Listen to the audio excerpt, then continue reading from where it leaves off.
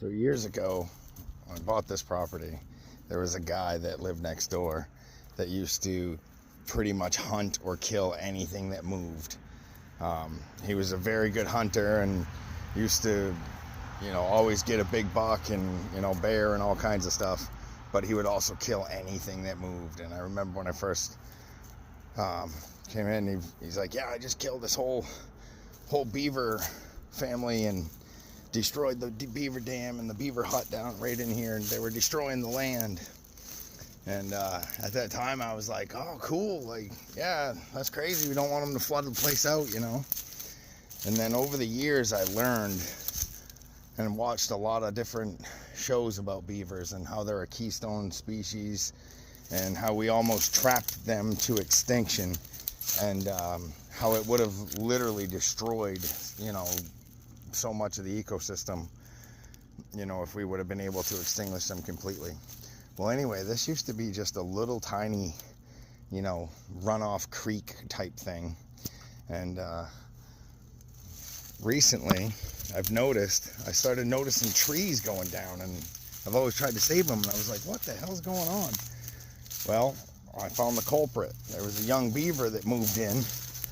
And I remember watching the documentary about beavers and saying how, they grow as a family, and then they will, like the juvenile male beavers will have to go out and they'll, find an area, and they'll have to make their own home. Like they'll make their own bog, and they start their own little family circle or beaver gang or whatever you want to call it, And then as they get older, generations of beavers, come along, and then, the younger ones get kicked out. Well, this little beaver must have got kicked out, and he came in, and first he was taking down a couple little trees. And then I came over, and within like a day and a half, he built this small semi-dam. And a lot of these trees in here were dead anyway, so he was taking advantage of that.